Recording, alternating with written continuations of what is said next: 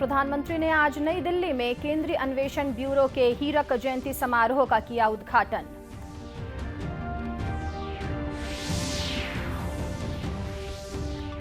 सूचना और प्रसारण मंत्री ने कहा, देश पिछड़े लोगों का अपमान नहीं करेगा बर्दाश्त।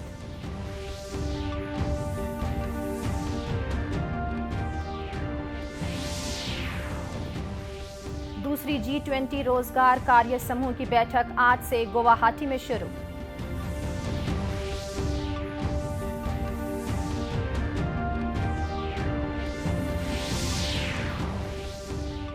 और IIT मद्रास ने दूध की मिलावट का पता लगाने वाले उपकरण का किया निर्माण।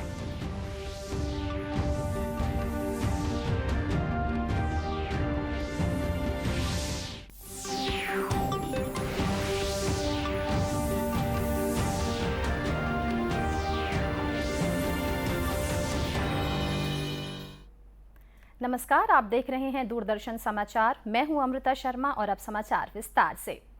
प्रधानमंत्री नरेंद्र मोदी ने कहा है कि देश में भ्रष्टाचार के खिलाफ लड़ाई के लिए राजनीतिक इच्छा शक्ति की कोई कमी नहीं है। आज नई दिल्ली में केंद्रीय अन्वेषण ब्यूरो के हीरक जयंती समारोह का उद्घाटन करते हुए प्रधानमंत्री ने CBI से कहा है कि वह भ्रष्टाचार के खिलाफ कार्रवाई करने में कोई संकोच न करे। श्री मोदी ने कहा कि पिछले 6 दशकों में CBI ने बहुआयामी और बहुविषयी अन्वेषण एजेंसी के रूप में प्रतिष्ठा प्राप्त की है। उन्होंने कहा कि CBI ने अपनी कार्य प्रणाली, सक्षमता और क्षमताओं के जरिए लोगों का विश्वास अर्जित किया है। इंसाफ के एक ब्रांड के रूप में CBI हर जुबान पर है। सामान्य जन का ऐसा भरोसा जीतना कोई साधारण उपलब्धि नहीं है।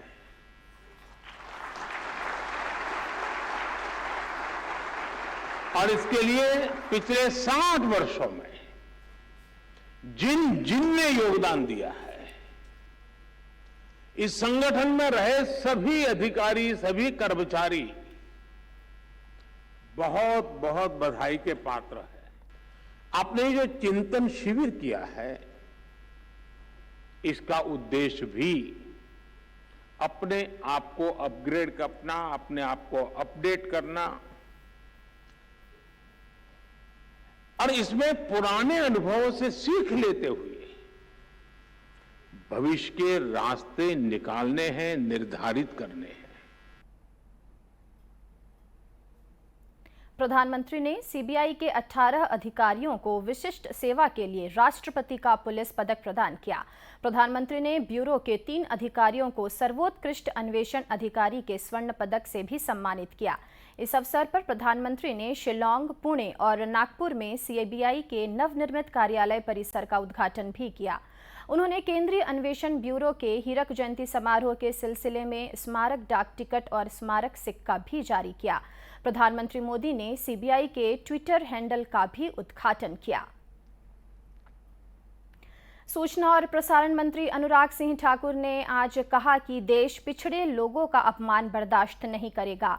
बजट सत्र के दूसरे चरण में विपक्षी दलों की ओर से जारी विरोध प्रदर्शन के मुद्दे पर उन्होंने कहा कि ऐसा लगता है कि कांग्रेस पार्टी के लिए एक परिवार देश और संसद से अधिक महत्वपूर्ण है। संसद भवन के बाहर संवाददाताओं से बात करते हुए श्री ठाकुर ने आरोप लगाया कि कांग्रेस नेता राहुल गांधी बार-बार पिछड़े लोगों का अपमान कर रहे हैं। है बड़ी सीधी कि अगर PV नरसिम्हा राव जी, P चिदम्बरम जी, D शिव कुमार जी, कांग्रेस के कई नेता भ्रष्टाचार के अन्य मामलों में इनके इस्तीफे हुए, क्या कांग्रेस कभी किसी के साथ कदमताल करती कोर्ट गई? क्या एक परिवार संसद से ऊपर, संविधान से ऊपर, सुप्रीम कोर्ट या न्यायालयों से ऊपर, क्या वो देश से ऊपर है? हम बार बार यही कहते हैं, कांग्रेस के लिए फैमिली फर्स्ट है, नेशन लास्ट है। राहुल गांधी जी कांग्रेस के एक सांसद हैं, पूर्व अयोग्य घोषित किए गए। इसलिए कितने अयोग्य सांसदों के साथ पूर्व में कांग्रेस चली? क्या PV नरसिम्हा राव जी, P चिदम्बरम जी, D शिव कुमार जी, ये भी उसी श्रेणी में थे, इनसे तो ऊपर ही थे। क्या उनके साथ कांग्रेस ने कदमताल की, कोई उस दबाव बनाने का काम किया, डराने का काम किया क्या हो हल्ला किया, क्या संसद सत्र को नहीं चलने दिया, एक परिवार के लिए ही सब कुछ क्यों? ये कांग्रेस की पोल खोलता है कि इनको केवल एक परिवार प्यारा है, लेकिन पिछड़ों का अपमान करना जारी है, पिछड़ों से माफी मांगना नहीं चाहते हैं। कोर्ट में अपील उसी समय कर सकते थे, नहीं किया।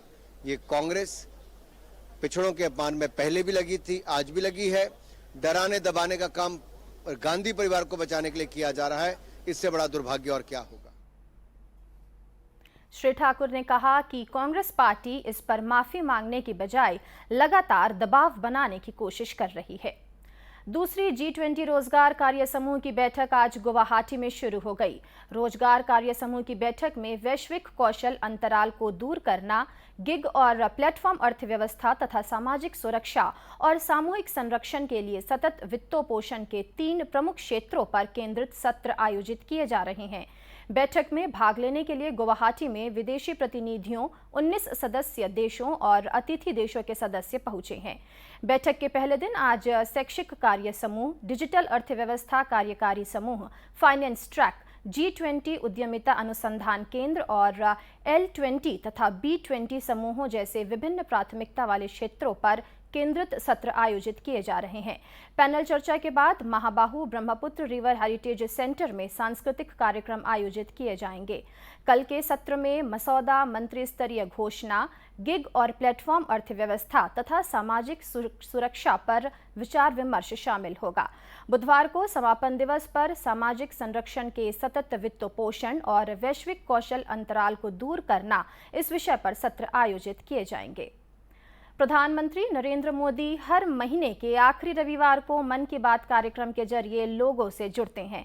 अप्रैल के आखिरी रविवार को मन की बात कार्यक्रम की 100वीं कड़ी प्रसारित होगी। इससे पहले 31 दिसंबर 2017 को प्रसारित मन की बात कार्यक्रम में प्रधानमंत्री ने गुरु गोविंद सिंह जी द्वारा दिए गए सिद्धांतों का पालन करने पर जोर दिया था।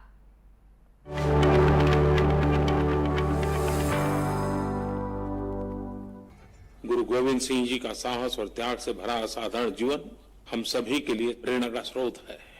गुरु गोविंद सिंह जी ने महान जीवन मूल्यों का उपदेश दिया और उन्हीं मूल्यों के आधार पर उन्होंने अपना जीवन जिया भी। एक गुरु, कवि, दार्शनिक, महान योद्धा गुरु गोविंद सिंह जी ने इन सभी भूमिकाओं में लोगों को प्रेरित करने का काम किया। उन्होंने उत्पीड़न और अन्याय के विरुद्ध लड़ाई लड़ी, लोगों को जाति और धर्म के बंधनों को तोड़ने की शिक्षा दी। सरकार मोटे अनाज के उपयोग को प्रोत्साहन दे रही है। मोटा अनाज यानी मिलेट्स पोषक तत्वों से भरपूर होता है, जिसके कारण यह रोग प्रतिरोधक क्षमता को बढ़ाता है और बेहतर स्वास्थ्य प्रदान करता है। आइए देखते हैं इस पर एक रिपोर्ट।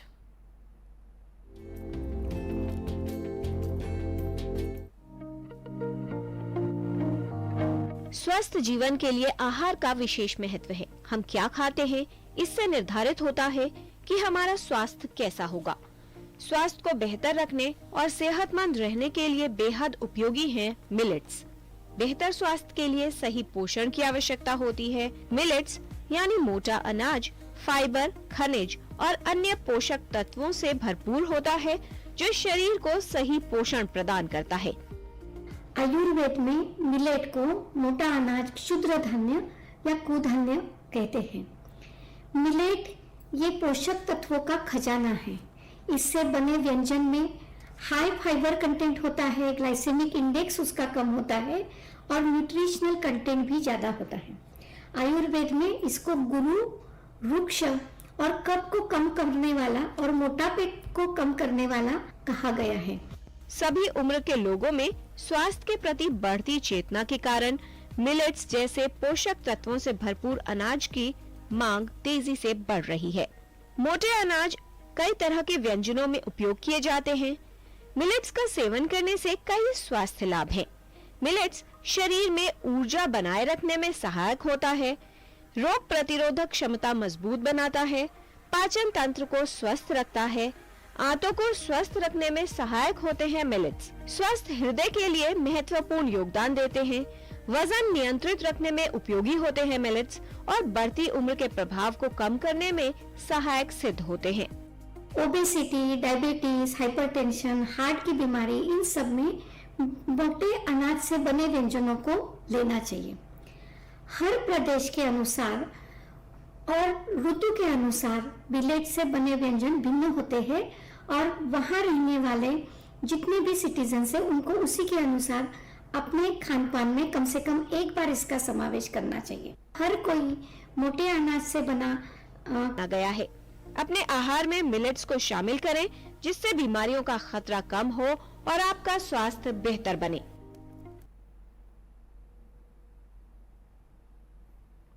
भारत में कोरोना संक्रमण के मामले तेजी से बढ़ रहे हैं। जनवरी 2022 में तीसरी लहर के बाद से पिछले 7 दिनों में संक्रमण सबसे तेज दर से बढ़ा है। भारत में शनिवार को 3,800 से अधिक नए मामले दर्ज किए गए, जो 6 महीने में सबसे अधिक दैनिक मामले हैं। कोरोना वायरस के सबसे ज्यादा मामले केरल में सामने आए हैं। इसके अलावा गोवा, दिल्ली, हिमाचल प्रदेश, पंजाब, हरियाणा, गुजरात और उत्तर प्रदेश में मामलों में उछाल देखा गया। कर्नाटक और तमिलनाडु में संक्रमण के मामले बढ़े हैं, जबकि तेलंगाना में गिरावट देखी गई।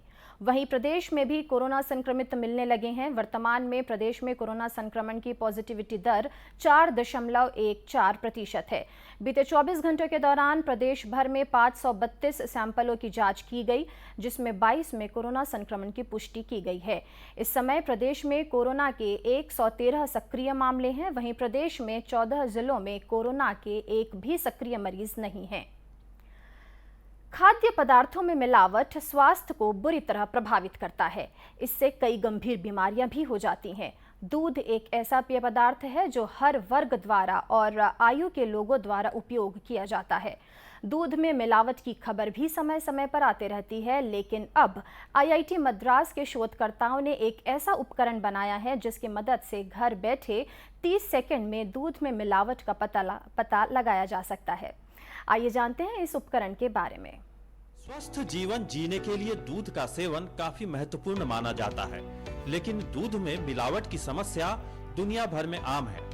IIT मद्रास के शोधकर्ताओं ने एक ऐसा डिवाइस तैयार किया है जो महज 30 सेकंड के भीतर दूध में मिलावट का पता लगाने में सक्षम है।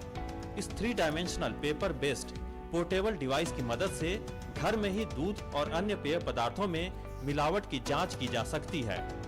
ये डिवाइस यूरिया, डिटर्जेंट, साबुन, starch, hydrogen peroxide, sodium hydrogen carbonate और नमक समेत कई सामान्य रूप से इस्तेमाल किए जाने वाले मिलावटी पदार्थों का आसानी से पता लगा सकता है। It is a device made up of paper.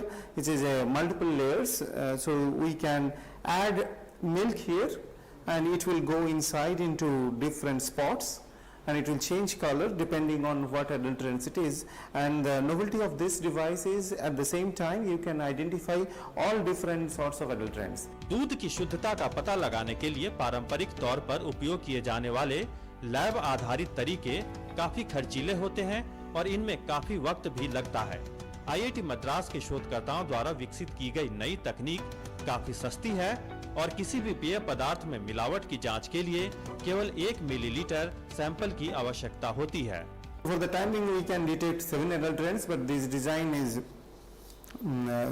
generic design and we can change this to any other number of spots. We have tested up to 12 spot size, which can also be changed. This is easy to use. Anyone can use this. It don't require any power, and it can be used by our household or while food safety officers are going for raid or maybe in the milk collection centers. शोधकर्ताओं के मुताबिक इस device का उपयोग दूध के अलावा अन्य पेय पदार्थों मसलन पानी, ताज़ा जूस और मिल्क शेक में मिलावट की जांच के लिए भी किया जा सकता है। निशांत सौरभ की रिपोर्ट, DD न्यूज। इसी के साथ यह समाचार बुलेटिन समाप्त हुआ। नमस्कार।